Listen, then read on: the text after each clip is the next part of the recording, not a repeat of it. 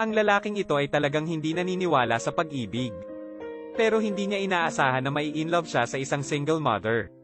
At ang mas lalong hindi inaasahan ni Kiang ay kung ang kanyang kapatid na nagngangalang Debyao ay may gusto din kay Sarah.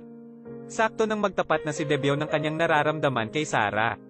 Biglang dumating si Kiang. Galit na galit si Sarah nang makita niyang paparating si Kiang. At naisip na sinadya siya ni Debyao kay Kiang. Gustong magpaliwanag ni Kiang.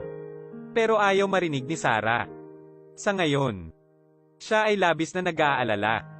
Kaya tumalikod siya at tinungo ang banyo. At naiwan na lamang ang magkapatid na magkatitigan. Sa ngayon, parehong naiintindihan sa wakas na mahal nila ang iisang babae. Nag-aaway ang dalawa kung sino ang unang umibig. Sa ngayon, lumabas din si Sarah sa banyo. Pagkatapos sabihin ang isang bagay, tumalikod siya. Mabilis siyang hinabol